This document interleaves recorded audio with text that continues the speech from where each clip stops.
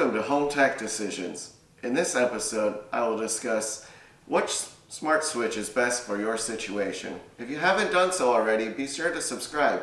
New videos will be released every Tuesday and Thursday. So you're thinking about buying a smart switch. Likely you've gone on Amazon or you've been to Home Depot or Lowe's and you've seen a variety of different options. Well, let's try to narrow that down for you. The first question you want to ask yourself is, do you have a neutral wire in your wall? So if you have an older home, it's likely that you might not actually have the neutral wire. To identify the neutral wire, open up the electrical box and where the switch is, and look for a bundle of white wires. If you have dumb switches currently, it's not likely that they're tied to anything, so they would just be all twisted together. If you have a newer home, it's a newer code, so the new houses are going to have the neutral wire. Won't be an issue for you. The second question to ask yourself is, do you have a hub already? If so, you want to make sure to get a switch that's compatible with the hub that you have, whether that's Habitat, which I highly recommend. Right there. Smart Things or Abode are also really good options for you.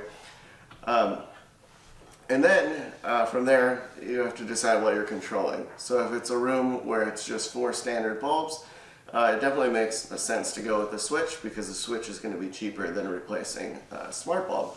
Now, you have smart bulbs already, such as Philips Hue, or we got a LifeX bulb here, and you want to control those at the wall, or you want to control a variety of different devices, like a number of different rooms at the same time. Then you're going to want to get something a little bit more advanced. So there's a number of different options out there, from the high-end. Over here, Brilliant is going to be your most expensive. That includes a panel. And then this is a product by GE that's a little bit more entry level. So the smart switches that do not use a hub typically run off of Wi-Fi. So that's going to be something like Brilliant. It's going to be your GE, C by GE line. TP-Link is another option. Leviton is very popular.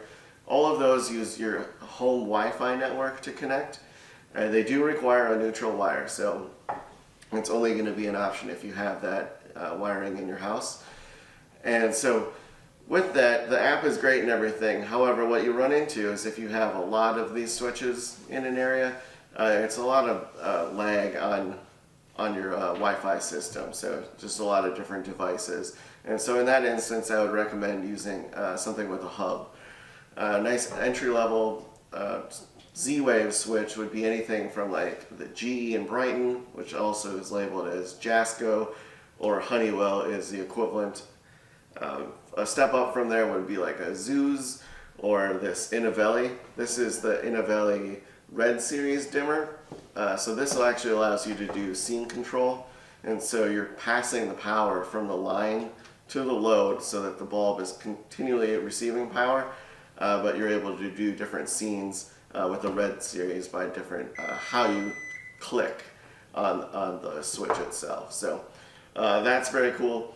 With the Brilliant, you're able to control other smart switches that are connected, whether that's the TP-Link, Lutron connects via Samsung Smart Things, and then now Brilliant has its own dimmer switch as well. So instead of having to have the panel at every location, you would just have one central panel. That panel would communicate to the other switches in your house and controlled that way, and can be controlled via the app. So a really popular option is going to be the Lutron. This is the Caseta line. And this is actually what I have in my house, and it does not require a neutral wire, so it's great for older homes. It does dimming, and with what happens with these dimmers is that it's actually passing a little bit of power through, and that's what's allowing the switch to power itself, so it goes to the light, and it's not enough for the light to turn on. The Innovelli dimmer can actually do that as well. You can run this without a neutral wire. But if the load is under 25 watts, you're going to have flickering, so you would need to add in just a little jumper that AOTech sells. So I definitely recommend checking out DIY Smart Home Guy. He is definitely an expert with all the different wiring configurations for the smart switches, especially when you get into different three-way options. Some of the smart switches require a extra auxiliary switch, which is a little bit cheaper than the switch itself, but that allows, it's basically its dumb equivalent, and it gives you the up is on, down is off type click to it. Whereas some of the switches, like the Innovelli, can actually pair with another dumb three-way switch, and there's a variety of different wiring options there.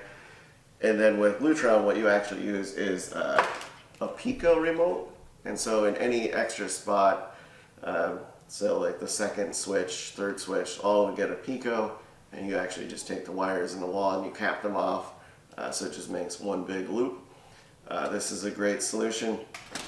C by GE is actually coming out with a 2-wire solution that's going to work for older homes that don't have the neutral wire. That's going to be a great option. Currently, if you have more than one of these switches, the way you wire the second switch is a little bit goofy, if you ask me. So I'm excited to see what they do when they have the add-on switches that are more in line with the Pico. So that will be a great option. Look for that later this summer.